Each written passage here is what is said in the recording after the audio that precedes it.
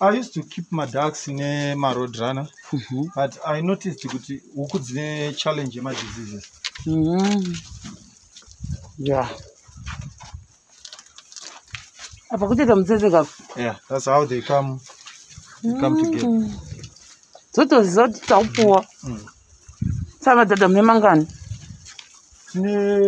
Roughly, they are roughly around 90 to 100. Madada. Yeah. We started this project recently. Yema ducks. Yeah. So we're still working on housing. Yacho the pond, my ponds. Acho kuti. Was duck roda mvura. So kapak to zo duck to tivira ka utana kubango chikora. Anu vatera because tuku mapa feed.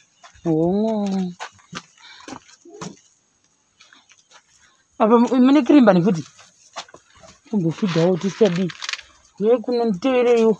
I just have a few, and I think there are still 2 or there are about 4. Krimba na chuo. And I got one white farmer. So kama pele za mno pashura ntodo zuma dadewayo. Duck rinoja virtually everything. Saka tino magadzira edu feed yawo iri specific. Tinota yekugadzira. Ure chisiri yoyi. Asika mchimadana mazai kuti takumada kuno. Iro rikuta kudhadhauka zvishoma nezvishoma. Panapa ndo chengetera my ducks. As you can see, I'm still building infrastructure my ducks. Because last year roughly in October. Then 3 my females, ne 1 male. So this was an old flower and yembo chengetera huku. So as you can see, we are still renovating it. Kuti tange kuchengetera my ducks. Panapa kumana wangu wachitochera because tsakuvaka kapond kekuti timaisire mvura because my ducks anoda mvura yakawanda. Saka padi zvino mvura muri kuita sei? Munoisa mudishi? Tunoisa mumadishi. Pani kwaimbo mwiri wamvura nehuku anongogara wachigeza in the corner. Then ari mukati achiri machicks. They are 4 to 5 weeks. Saka iyo playground here vamakaisa mukati ndo maanozopinda kunorara kana ose nemakuru makuru anopinda kunorara uko kuma open rooms. Aya anozongoslider chinda then ndoka swimming pool kawo ndo maanopinda achigeza because type yemascov haidi pond yakakura but inongoda enough water to bath. Saka tinochinja mvura yacho every day. Saka aya ari kunze kuno we are digging to build a bigger pond because awanda manje maducks acho. Saka tirambe tisambura mudish. It becomes compromised. Saka nezvirwere and stuff. But generally, in comparison to chickens, my ducks, you don't use much money because they don't need too much of attention. Akahecha 20 eggs. Layer 20 eggs. Inokwanisa kuhecha ese achisurvive ese. Mukatarisa mukatumu mune one mother yakahecha 11, imwe yakahecha 16. They all survived. Wow. And you can see it's just an open space. Anorare papo ana challenges echando ana any problem. Saka batu kana superior nonzi zaira kaora kana kudi. It's very rare ku my ducks. Apa mukutopa futi food kapa mukupa mapellets. No, tinogadzira feed. Tinosanganisa crushed maize, ne sunflower cake, soya meal, wheat bran. Then totenga vitamin pack ku Amish Cameroon. Then togadzira feed.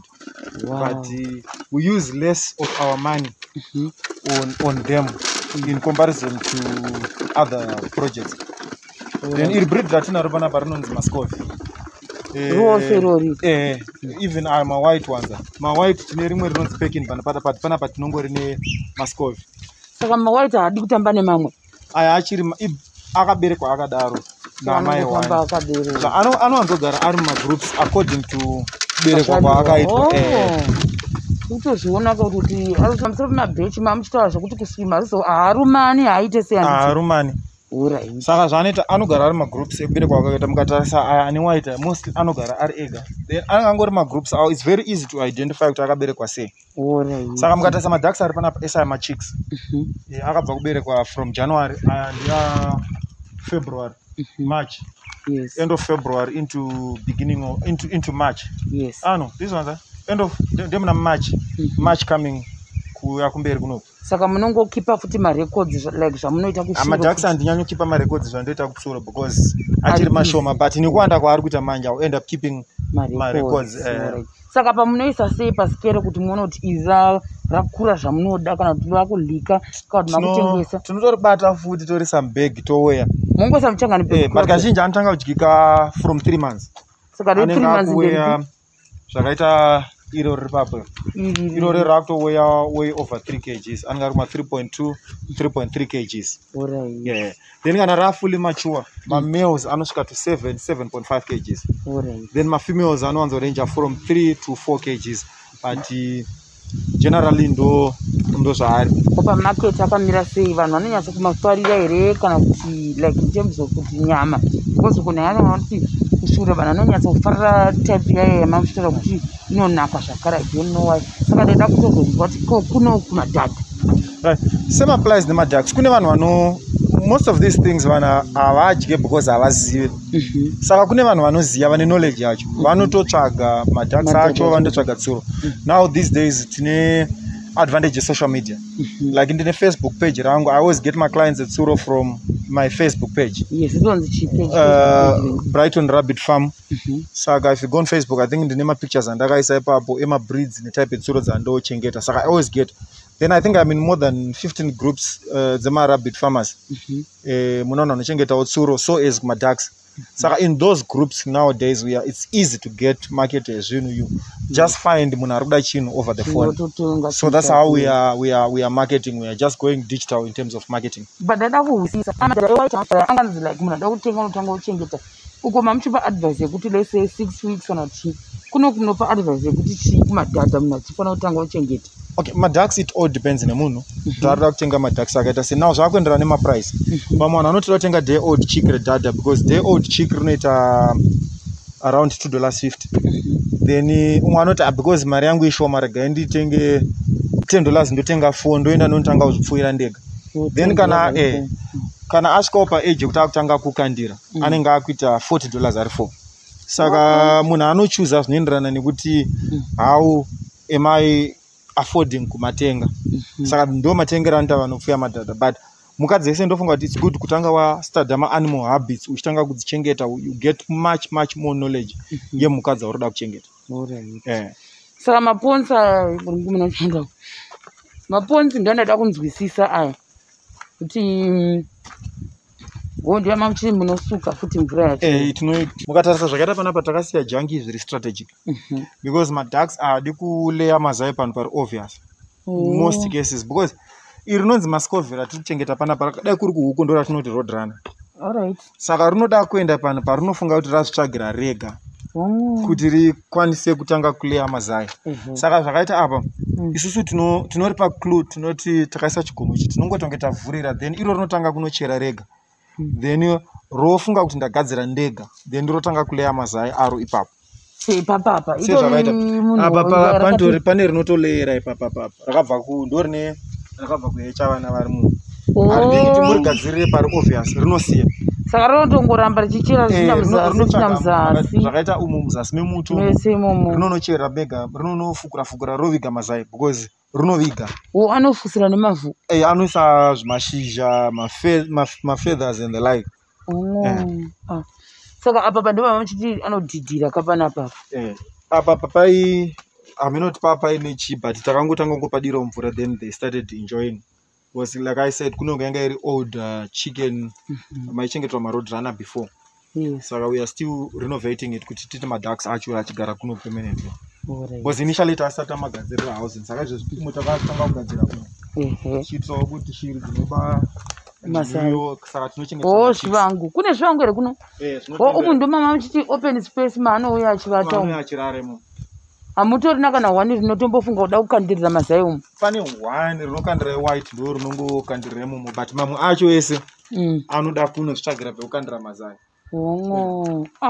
Saka mukatarisa kuti ne old truck mamwe acho ndona akakandira pasi pe old truck. Muekera mumota yekera isingatoshanda anokandira pasi pacho.